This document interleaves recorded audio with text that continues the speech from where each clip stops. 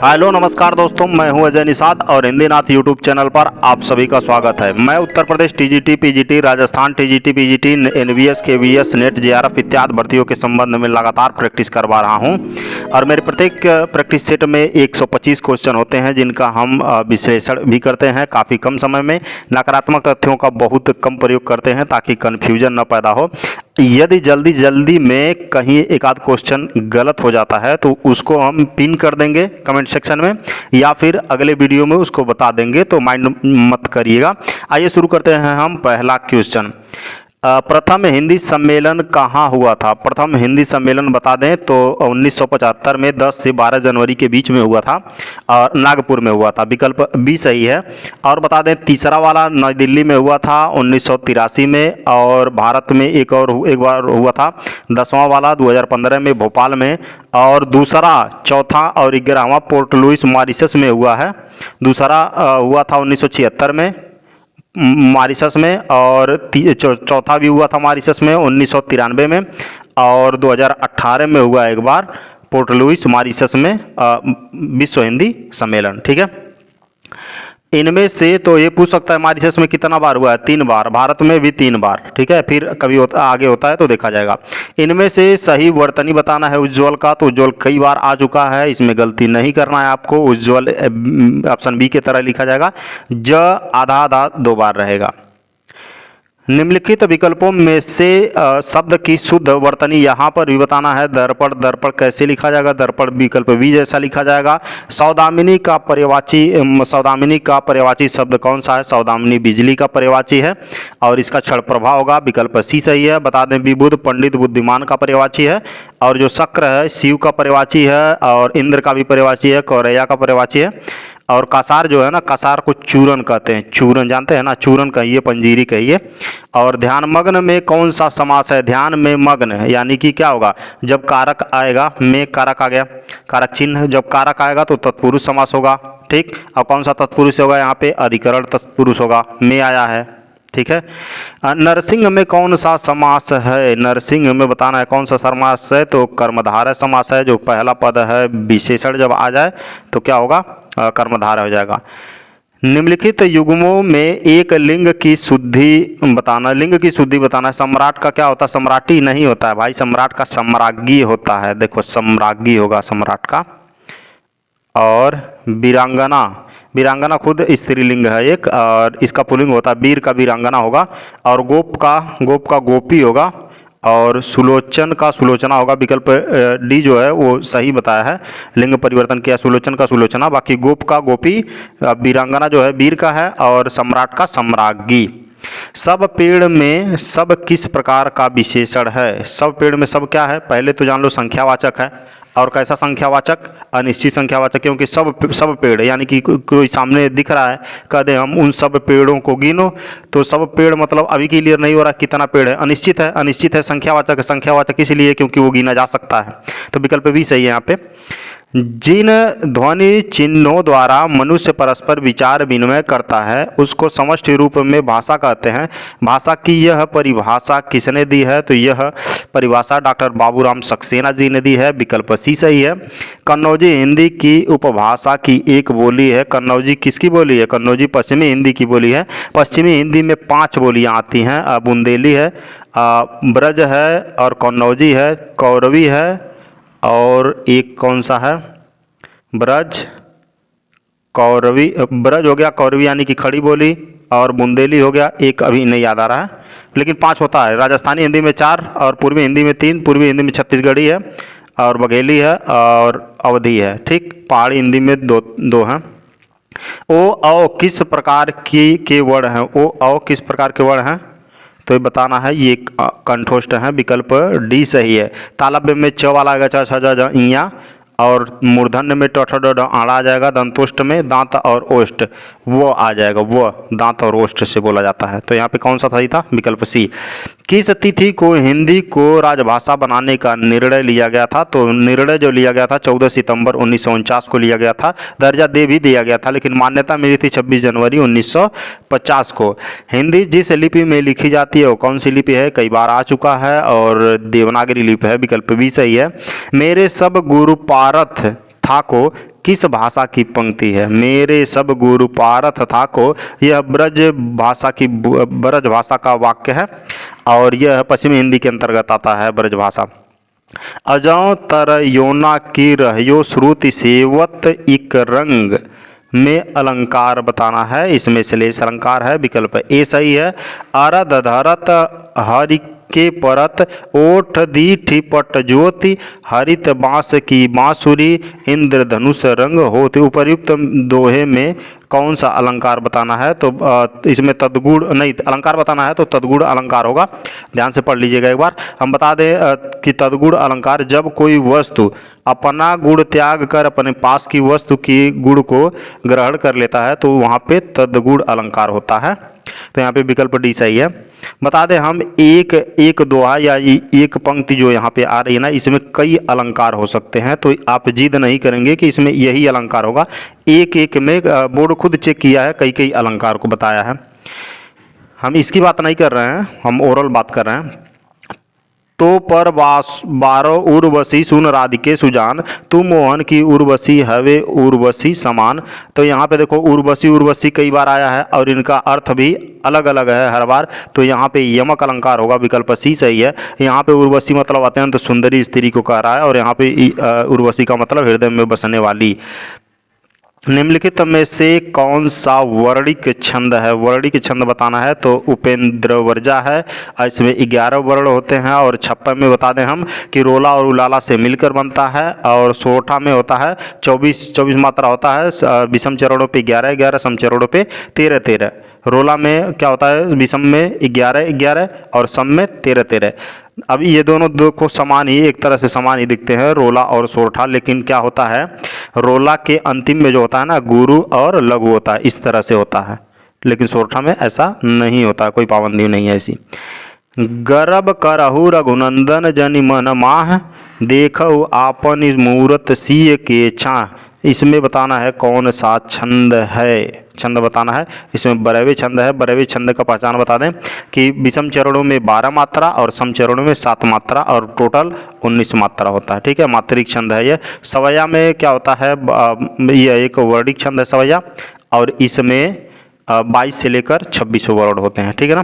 इंद्रवर्जा छंद के एक चरण में कितने वर्ण होते हैं? एक चरण में कितना वर्ण होता है? तो 11 वर्ण होता है इंद्रवर्जा का, और 12 वर्णों वाला होता है तोटक, 15 वर्णों वाला मालिनी।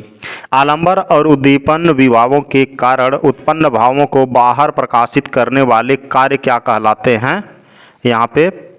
यहाँ पे अनुभाव होगा, और इसमें बता दें अनुभाव को चार प्रकार है अनुभाव का। कायिक है, सात्विक है, मानसिक है, आहार है। विभाव 2 प्रकार के, आलंबन और उद्दीपन।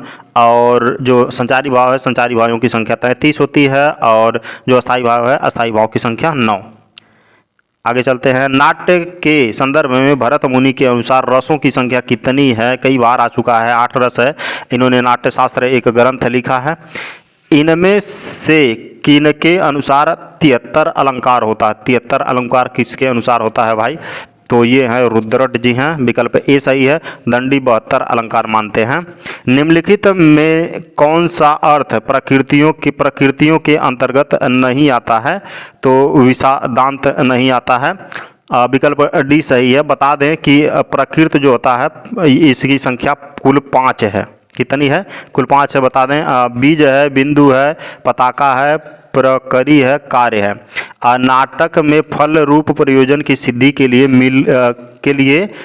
मिलकर व्यापार करने की अनेक मतलब घटनाएं होती हैं, जो उन्हीं को क्या कहते हैं? प्रकृति कहते हैं, जो अंतिम रूप तक ले जाने के लिए जो भी कार्य प्रयोजन किए जाते हैं।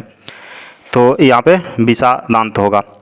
भरत मुनि के अनुसार काव्य में कुल कितने गुण होते हैं? काव्य में गुणों की संख्या बताना है तो 10 गुण होते हैं, विकल्प ए सही है। अगर 10 गुणों का नाम बताएं तो कांति है एक, और उदारता, श्लेष, प्रसाद, समता, ओज, समाधि, पर सौकुमार, अर्थ, शक्ति, ये 10 गुण हैं। लिखन बैठी जा की सभी गही गरब गरूर, भय नकेते जगत के चतुर चितेरे क्रूर। यहाँ पे बताना है कौन सा सभी में, सभी का अर्थ क्या है? यहाँ पे सभी का अर्थ क्या है? तो बता दें हम, सभी का अर्थ होता चित्र नायिका के समान। मतलब ऐसा चित्र का मतलब कह रहा है कि ऐसा चित्र बनाओ आप उसके जैसा ही एकदम हूबहू हो और इतना सुंदर हो कि चतुर, चितेरे और क्रूर इन सबको मोहित कर ले। चतुर मतलब चालाक और चितेरे मतलब प्रेमी, क्रूर मतलब निर्दयी। ये अपने आप में बहुत शातिर होते हैं, इनको भी मोहित कर ले, ऐसा चित्र बनाओ। सभी का मतलब यहाँ पे ये है। सुंदर है विहग सुमन सुंदर मानव तुम सबसे सुंदरतम, एक पहले भी आ चुका है। इसमें पूछा है कि काव्य दोष बताना है, कौन सा काव्य दोष है, तो अधिक पदत्व काव्य दोष है। देखो ये जो सबसे सुंदरतम लिखा है ना, सुंदरतम मतलब खूब सबसे सुंदर होता है, तो सबसे लगाने की यहाँ पे जरूरत नहीं थी, तो ये फालतू का आया है, इसीलिए अधिक पदत्व दोष हो गया है। अर्थ वैमल्य प्रसाद, अर्थ की विमलता की प्रसाद गुण क्या है, तो उपर्युक्त परिभाषा किसकी है ये बताना है। परिभाषा किसकी है, तो ये वामन की परिभाषा है। विकल्प सी सही है। आनंदवर्धन ने एक पुस्तक लिखा है ध्यान अवलोक, और काव्य अलंकार रुद्रट का है और दंडी का काव्य दर्श है।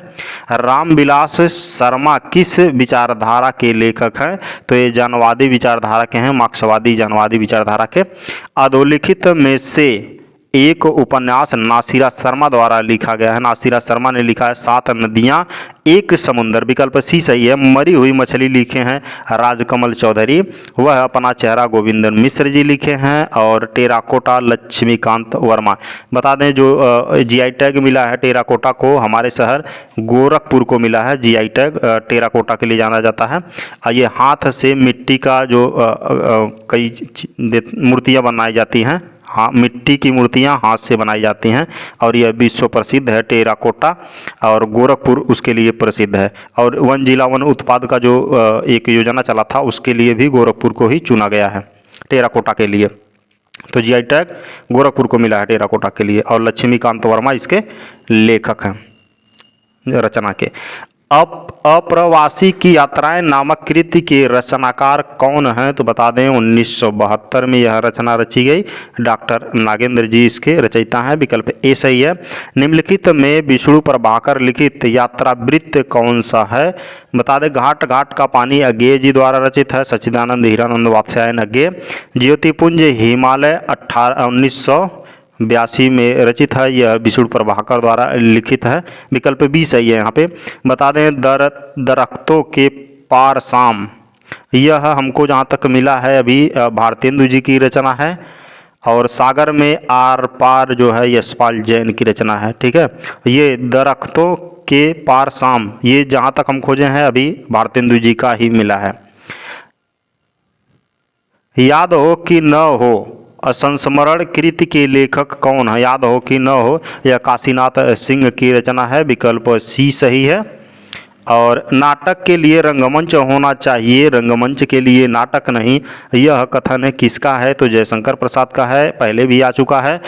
भाषा और समाज ग्रंथ के लेखक का नाम बताना है, तो रामविलास शर्मा जी हैं, विकल्प सी सही है, भाषा और समाज। ठीक है, इन्होंने प्रेमचंद नाम से भी एक रचना की 1941 में, रामविलास शर्मा ने। भक्ति किसका नाम है, भक्ति किसका नाम है बताना, श्रद्धा और प्रेम के योग का नाम भक्ति है, विकल्प ए ही सही हो गया यहाँ पे। नई कहानी की विशेष उपलब्धि किस क्षेत्र में रही है, तो यह बदलते सामाजिक पारिवारिक रिश्तों के चित्रण में, यहाँ पे भी विकल्प ए ही सही है। कौन सी कहानी घटना प्रधान है, घटना प्रधान कहानी कौन सी है, तो पंच परमेश्वर है, यह प्रेमचंद द्वारा रचित है। इसके 2 प्रमुख पात्र हैं जुम्मन शेख और अलगू चौधरी, लगभग सभी लोग इसको पढ़े होंगे एकेडमिक में। महिला रचनाकारों के निम्नांकित कहानी संग्रहों का प्रकाशन किसके अनुसार, मतलब प्रकाशन पूछा है, क्रम अनुसार करना है। यहाँ पे देख ले रहे हैं, महिला रचनाकारों के निम्नांकित कहानी संग्रहों का प्रकाशन वर्ष के अनुसार सही अनुक्रम है, हाँ वही बता रहा है। जोड़ बाकी है, जोड़ बाकी यहाँ पे सिर्फ लिखा है जोड़ बाकी, यह बता दें शशि प्रभा शास्त्री द्वारा रचित है जोड़ बाकी, और यह 1981 में इसकी रचना हुई। एक स्त्री का विदा गीत, यह मृणाल पांडे का रचना है, 1983 में इसकी रचना हुई। यही सच है मन्नू भंडारी की रचना है, 1966 में रचा गया यह। और बोलने वाली औरत, ये जो बोलने वाली औरत है ना, यह ममता कालिया का है, ममता कालिया और सन 2000 में लिखा गया 30, ठीक है ना। तो ये आप देख लो, मिला लो कौन सा आएगा, विकल्प बी आना चाहिए, ठीक है ना। एक छोटा सा मजाक नामक कहानी किसके द्वारा लिखित है? एक छोटा सा मजाक अंतोख चेखव की कहानी है, विकल्प सी सही है। वारेन हेस्टिंग का सांड कहानी की रचना किसने की है? तो उदय प्रकाश जी ने की है, विकल्प सी सही है। चंद्रधर शर्मा गुलेरी ने कुल 3 कहानियां लिखी हैं, वो 3 कहानियां कौन कौन सी हैं? तो बता दें हम, किसका पूछा है? चंद्रधर शर्मा गुलेरी का। उसने कहा था, एक याद कर लो। तो देखो उसने कहा था, 1-2 पता होगा ना, ऐसे भी मिला सकते हो आप। देखो पहले में एक उसने कहा था नहीं है, और दूसरे में भी नहीं है, चौथे में भी नहीं है, तीसरे में है। अगर 1-2 कहानी भी पता है तो भी आप टिक लगा सकते हैं। सुखमय जीवन, बुद्धू का कांटा और उसने कहा था, ये तीनों किसकी हैं? चंद्रधर शर्मा गुलेरी की। बता दें सुखमय जीवन जो 1911 में रचा गया, और बुद्धू का कांटा 1914 में, और उसने कहा था 1915 में। और उसने कहा था फ्लैशबैक पे आधारित है, मतलब पीछे की कहानी है इसमें। तीसरी कसम कहानी में गाड़ीवान ने कौन सा सामान लादने से मना कर दिया था? तो दुल्हन की डोली लादने से मना कर दिया था, विकल्प भी सही है। यह फड़केश्वर नाथ रेणु की बहुत ही अच्छी कहानी है। शेखर जोशी को उसकी किस रचना के लिए उत्तर प्रदेश हिंदी संस्थान के महावीर प्रसाद द्विवेदी पुरस्कार से सम्मानित किया गया था? तो पेड़ की याद के लिए, विकल्प बी सही है। और शेखर जोशी की ये भी ये रचना नौरंगी बीमार है, हलवाहा और किस्सागो, ये तीनों रचना शेखर जोशी की है, और पेड़ की याद भी इन्हीं की है। और इसके लिए इनको क्या मिला था? पुरस्कार मिला था, महावीर प्रसाद द्विवेदी पुरस्कार, उत्तर प्रदेश संस्थान द्वारा। धरती धन न अपना उपन्यास के लेखक कौन है? तो जगदीश चंद्र जी हैं, विकल्प बी सही है। यह प्रगतिवादी उपन्यासकार हैं। और जिंदगी और गुलाब के फूल किसका कहानी संकलन है? जिंदगी और गुलाब, क्या बात है। उषा प्रियंवदा का है, विकल्प ए सही है। क्या स्त्री होना कोई पाप है? उपर्युक्त संवाद किस कहानी से संबंधित है? और यह बता दें, दुलाई वाली जो है राजेंद्र बाला घोष की रचना है, 1907 में रचा गया। आकाशदीप जयशंकर प्रसाद की रचना है। फरिंदे जो है निर्मल वर्मा का है। लालपान की बेगम फड़केश्वर नाथ रेणु की रचना है। और क्या स्त्री होना कोई पाप है? यह आकाशदीप से लिया गया है, विकल्प बी सही है। जयशंकर प्रसाद द्वारा रचित है आकाशदीप। संभाव्य युगे युगे नाटक के रचयिता कौन है? तो जे हरजीत जी हैं, विकल्प ए सही है। काम और राम का द्वंद्व किस उपन्यास में चित्रित है? काम और राम, तो यह बता दें मानस का हंस अमृतलाल नागर की रचना है। चित्रलेखा भगवती चंद्र वर्मा के, खंजन नयन अमृतलाल नागर, नच्यो बहुत गोपाल अमृतलाल नागर। और पूछा काम और राम का द्वंद्व किस उपन्यास में चित्रित है? तो यह मानस के हंस में चित्रित है, अमृतलाल नागर की रचना है। चंद्रकांता उपन्यास के संबंध में असत्य कथन को चिन्हित कीजिए। यह परीक्षा गुरु के बाद आया, यह परीक्षा गुरु के बाद की कृति है, और इसमें असाधारण कल्पना शक्ति निहित है। इसका प्रकाशन 1894 में हुआ। इस उपन्यास, देखिए 1894 में नहीं हुआ था, इसका जो हुआ था 1888 में। चंद्रकांता इतना फेमस है, चंद्रकांता 1888 में हुआ था, और काशी से हुआ था। हरि प्रकाश प्रेस है एक, वहाँ से प्रकाशित हुआ था चंद्रकांता। देवकीनंदन खत्री की ये रचना है। इस उपन्यास के रहस्य को सुरक्षित रखने वाला कथा संगठन विद्यमान है। ये बस यहीं से पकड़ सकते हो आप। 1894 दिया है, आप 1888 यहाँ पे है, तो ये क्या, विकल्प सी गलत है। अगर प्रेम खुखार शेर है तो मैं उससे दूर ही रहूँगी, मैंने तो उसे गाय ही समझ रखा था। ये तो लाइन याद आ गया, गोदान का है। मैं प्रेम को संदेह के ऊपर समझती हूँ, यह देह की वस्तु नहीं आत्मा की वस्तु है। संदेह का वह जहाँ भी संस्थान नहीं, और हिंसा तो संदेह का ही परिणाम है, वह संपूर्ण आत्मसमर्पण है। ये पंक्तियाँ गोदान उपन्यास में किस पात्र द्वारा कही गई हैं? तो ये मालती की पंक्तियाँ हैं, विकल्प डी सही है। यहाँ पे राय साहब के बंगले पे जब बैठक होता है, वहाँ पे ये लोग बात करते हैं। प्रेमचंद युग को युग कहने का आधार है। प्रेमचंद युग को युग कहने का आधार क्या है? तो यह उपन्यास है, विकल्प डी सही है। उपन्यास के सम्राट माने जाते हैं ये मुंशी प्रेमचंद। वत्सराज किस विधा की रचना है? वत्सराज यह एक नाटक है लक्ष्मी नारायण मिश्र का। विकल्प सी सही है। एक ज़माने में नाटकों के असंभव समझे जाने वाले दृश्यों को भी आज की वैज्ञानिक तकनीक से रंगमंच प्रस्तुत करना सुगम हो चुका है। फिर भी प्रसाद के नाटकों विशेषतः उनके स्कंदगुप्त नाटक को मंचाभिनय अभी भी लोकप्रिय नहीं हो पाया, क्योंकि बहुत डेंजर रहा होगा और क्या। नाटक देखने वाली जनता प्रसाद के नाटकीय संवादों के भाषा स्तर तक नहीं पहुंच पाई। विकल्प सी सही है। यहाँ पे भाषा कठिन है। इनमें से नागबोडस द्वारा लिखित नाटक कौन सा है? तो खूबसूरत बहू है। विकल्प ए सही है। यहाँ पे रंग दे बसंती चोला नाटक के रचनाकार कौन है? भीष्म साहनी है। कई बार आ चुका है रंग दे बसंती चोला। भाषा ठीक करने से पहले मैं मनुष्य को ठीक करना चाहता हूँ, यह जो प्रस्तुत संवाद है चंद्रगुप्त नाटक के किस पात्र का है? तो यह चाणक्य का है। विकल्प बी सही है। इनमें भारतेंदु का नाटक कौन सा नहीं है? तो भारत दुर्दशा है। और राजश्री प्रेम जोगिनी, मैं बता दें राजश्री जो है भारतेंदु जी का नाटक नहीं है, जबकि भारत दुर्दशा, प्रेम जोगिनी और चंद्रावली ये तीनों जो नाटक हैं भारतेंदु जी के हैं। राजश्री जो है जयशंकर प्रसाद जी का नाटक है। प्रसाद के नाटकों और उनके पात्रों के संबंधित कौन सा कथन सही नहीं है बताना है। चाणक्य लक्ष्य सिद्ध के लिए साधन की पवित्रता को आवश्यक मानता है, ये सही नहीं है। विकल्प ए वाला। बाकी तीन जो हैं, ध्रुवस्वामिनी नारी अधिकार की आवाज़ बुलंद करती है, ये भी सही है। और काव्यात्मकता प्रसाद के नाटकों की बहुत बड़ी विशेषता है, ये भी सही है। और स्कंदगुप्त मातृभूमि के उद्धार के लिए अकेला युद्ध करने को तैयार है, ये भी सही है। तो पहला वाला जो विकल्प था ए, वो सही नहीं था।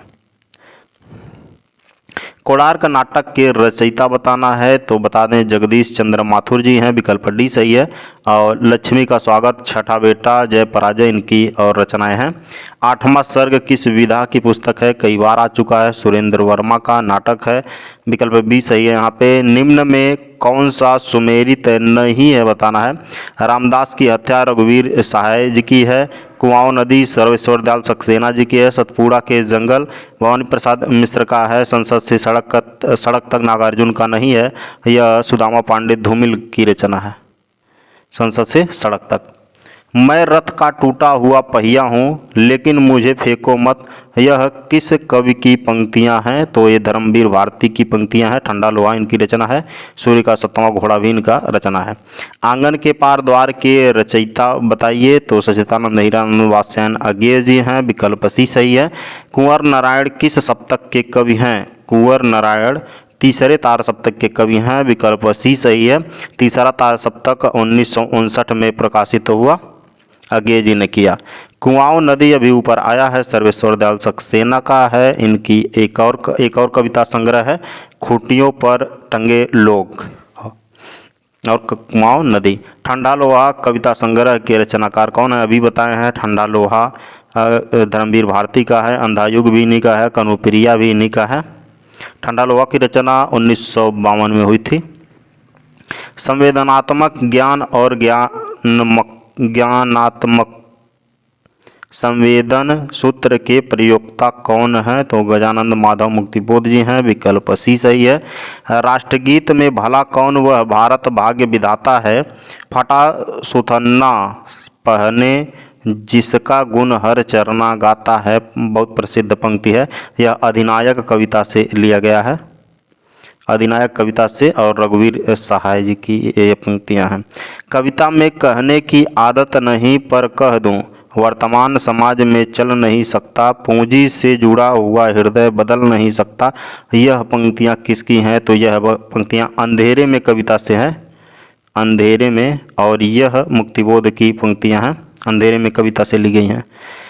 विकल्प भी सही है यहाँ पे।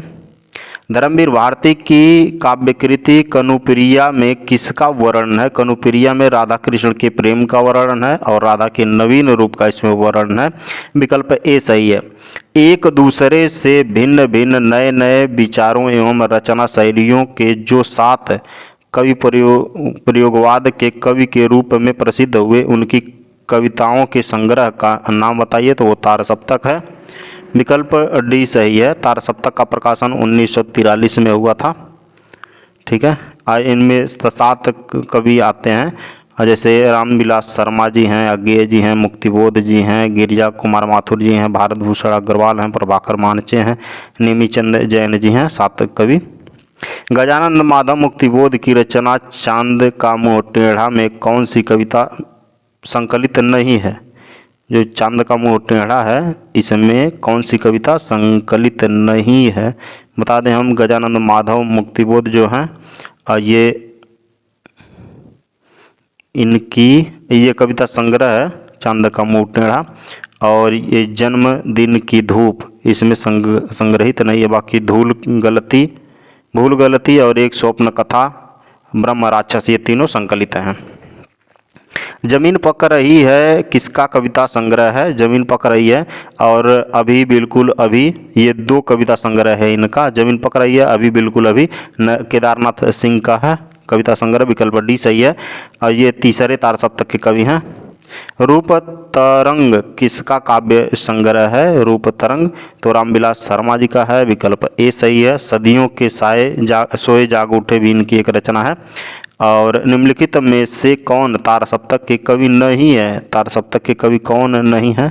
ये बताएं तो भवानी प्रसाद मिश्र जी नहीं है। बता दें, तार सप्तक चार भाग में आया था। तार सप्तक था, उसके बाद दूसरा तार सप्तक, तीसरा तार सप्तक। पहला तार सप्तक नहीं है, वो सिर्फ तार सप्तक के नाम से जाना जाता है। तो तार सप्तक में भवानी प्रसाद मिश्र जी नहीं आते हैं, यह दूसरे तार सप्तक के पहले कवि हैं। निम्नलिखित युग्मों में से एक सुमेरित नहीं है, कौन सा नहीं है बताना है। तो गीत फरोश भवानी प्रसाद मिश्र का है। चांद का मुँह टेढ़ा भी ऊपर आया है, गजानन माधव मुक्तिबोध का है, और ये पहले तार सप्तक के कवि हैं। धूप के दान गिरिजा कुमार माथुर का है, और ये भी पहले तार सप्तक के कवि हैं। टूटने का सुख अज्ञेय जी का नहीं है, ये भवानी प्रसाद मिश्र का है, जो दूसरे तार सप्तक के कवि हैं। मांझी के पुल से कितनी दूर मांझी का पुल कौन बड़ा है? वह जो नदी पर खड़ा है मांझी का पुल, या जो टंगा है लोगों के अंदर। इन पंक्तियों के रचनाकार कौन हैं? तो केदारनाथ सिंह जी हैं, तीसरे तार सप्तक के कवि हैं। रामधारी सिंह दिनकर की किस कृति को आधुनिक युग की गीता कहा गया है? कुरुक्षेत्र को कहा गया है। बाकी सभी रचनाएं रेणुका, हुंकार, उर्वशी रामधारी सिंह दिनकर की ही रचनाएं हैं। कुरुक्षेत्र को आधुनिक युग की गीता कहा गया है। विकल्प सी सही है। रामधारी सिंह दिनकर को ज्ञानपीठ पुरस्कार किस रचना के लिए मिला था? तो उर्वशी के लिए मिला था 1972 में। विकल्प सही है। प्रमुख 3 प्रगतिवादी कवियों के नाम बताइए। तो रामविलास शर्मा, नागार्जुन और त्रिलोचन। विकल्प डी सही है। प्रकाशन वर्ष की दृष्टि से महादेवी वर्मा की काव्य रचनाओं का सही अनुक्रम बताना है।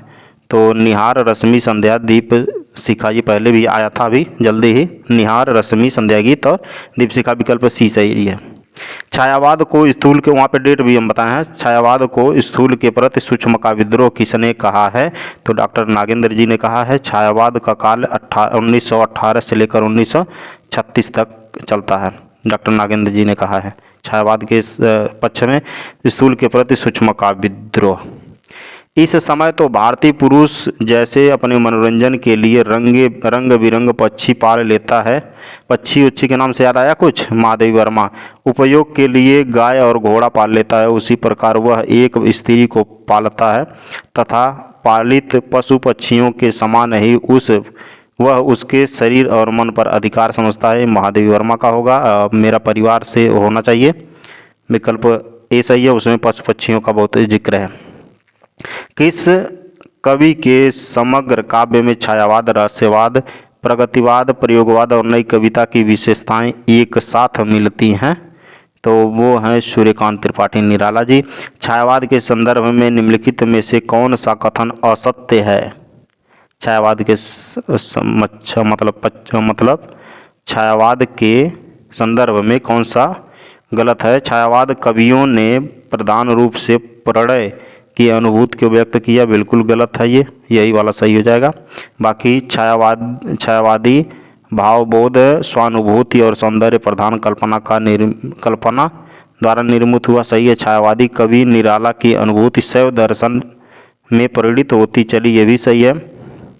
छायावादी कविता द्विवेदी, युगिक, नीरस, उपदेशात्मक और स्थूल आदर्शवादी काव्यधारा के विरुद्ध के रूप में प्रवाहित हुआ, ये भी सही है। विकल्प ए गलत था। शत्रु मेरा बन गया है, छल रहित व्यवहार मेरा, और उक्त पंक्ति किस कृति से ली गई है? तो यह मधु कलश से ली गई है, विकल्प डी सही है। मधुशाला, मधु कलश, ये हरिवंश राय बच्चन की कृतियां हैं। ज्ञान भिन्न कुछ क्रिया भिन्न है, इच्छा क्यों पूरी हो मन की, एक दूसरे से न मिल सके यह विडंबना है जीवन की। कामायनी की यह किस सर्ग से ली गई है? कामायनी में बता दें 15 सर्ग है, और यह रहस्य सर्ग से लिया गया है, विकल्प डी सही है। पेट पीठ दोनों मिलकर हैं एक, चल रहा लकुटिया टेक, यह काव्य पंक्तियाँ किसकी हैं? तो यह भिक्षुक वर्ग की दयनीय स्थिति है, यह भिक्षुक कविता से लिया गया है, जिसके रचयिता निराला जी हैं। पेट पीठ दोनों मिलकर एक, चल रहा लकुटिया टेक, यह भिक्षुक कविता से लिया गया है, यह कविता निराला जी की है और भिक्षुक वर्ग की दयनीय स्थिति का वर्णन है इस पंक्तियों में। एक दिन सहसा सिंधु अपार लगा टकराने, नगतल क्षुब्ध अकेला यह जीवन निरुपाय, आज तक घूम रहा विश्रव।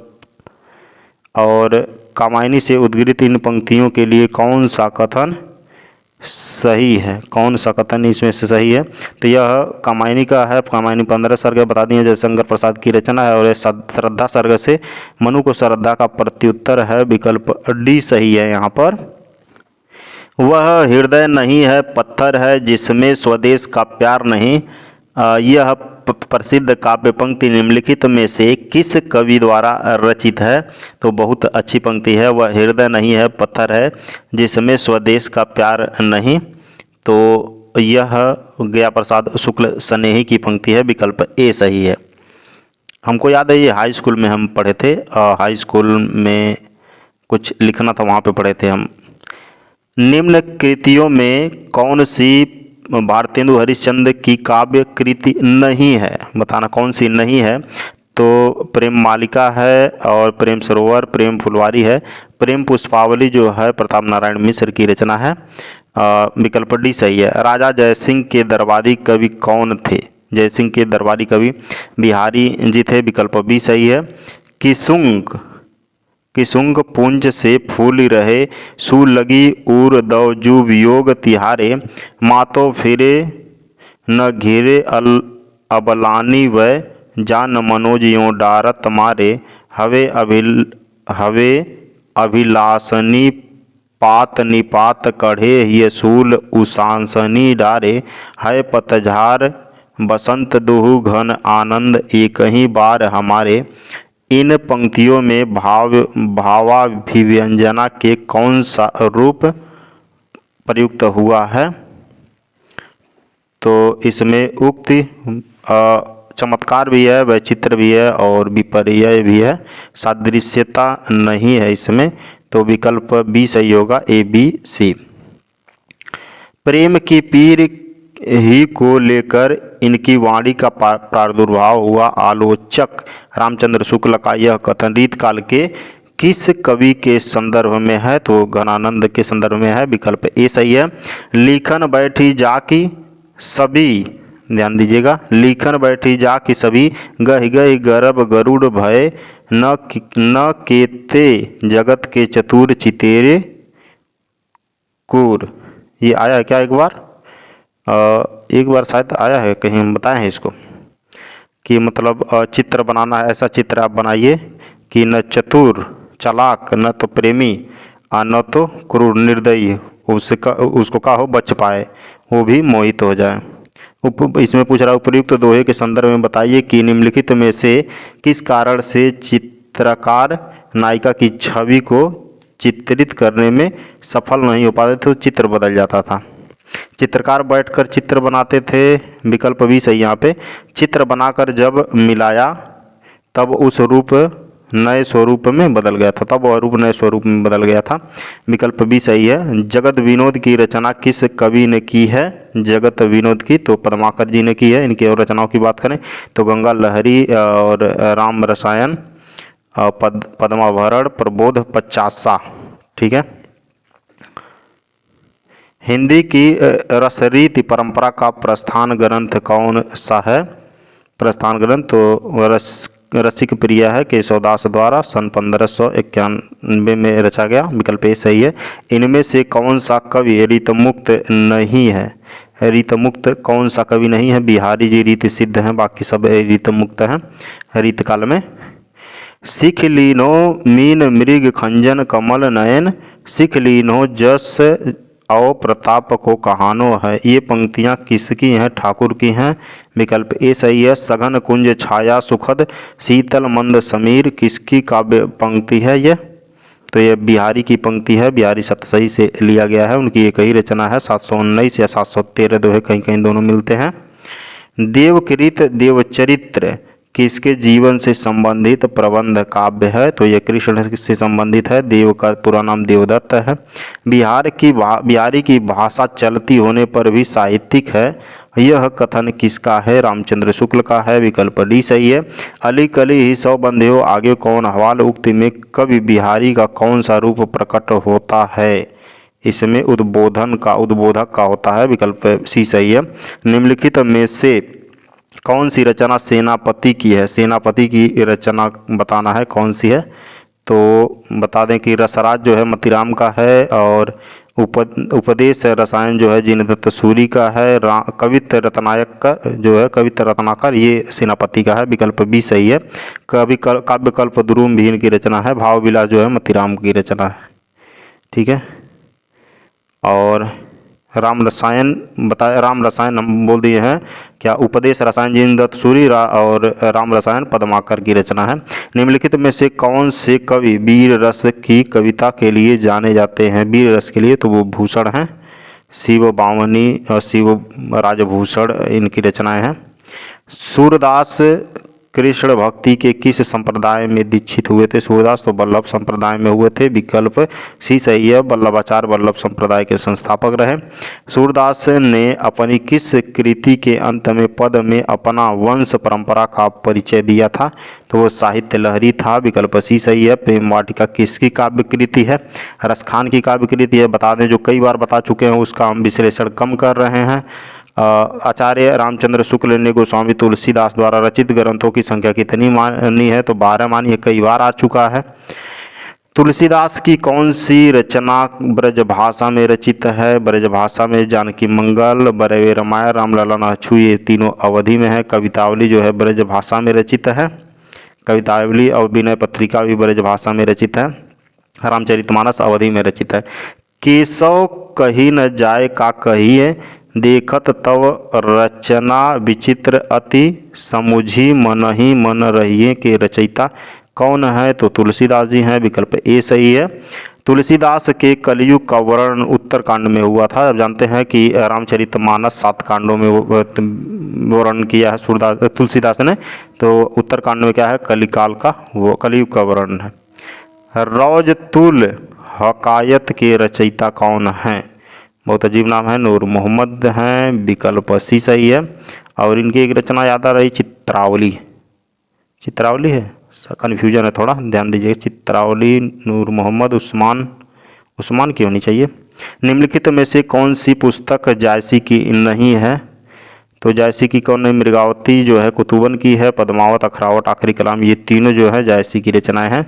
जन्म काल के अनुसार निम्नलिखित कवियों का सही अनुक्रम बताना है। तो बता दें, देखो गुरु नानक का जन्म गुरु नानकाना में हुआ था, लगभग सभी जान रहे होंगे।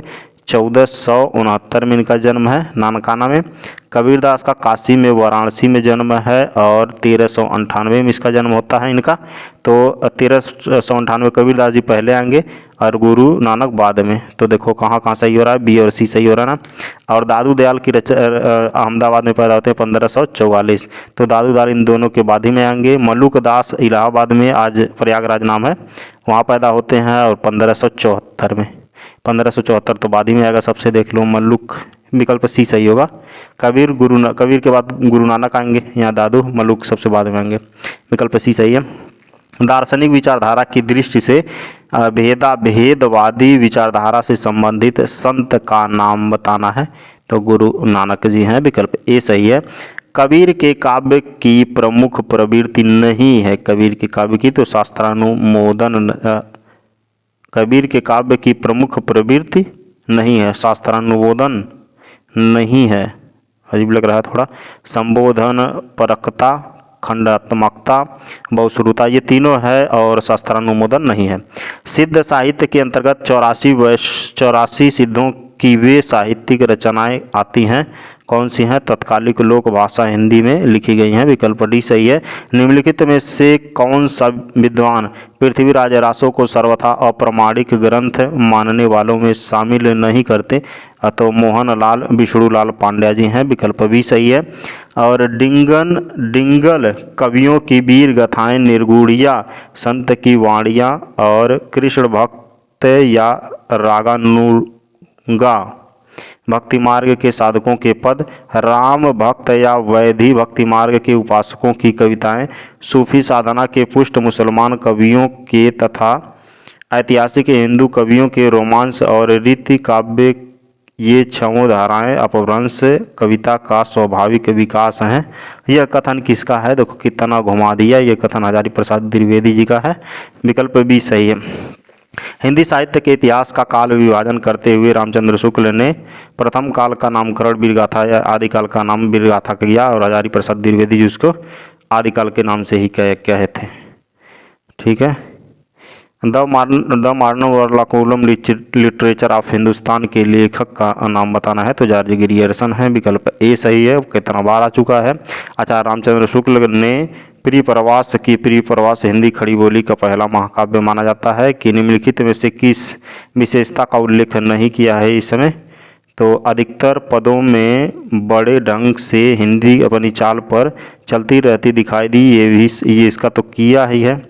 इसकी कथावस्तु एक अच्छे प्रबंध के लिए पर्याप्त है, ये वाला विकल्प भी जो है गलत है, यही सही होगा। यह काव्य अधिकतर भाव व्यंजना वर्णात्मक है, सही है।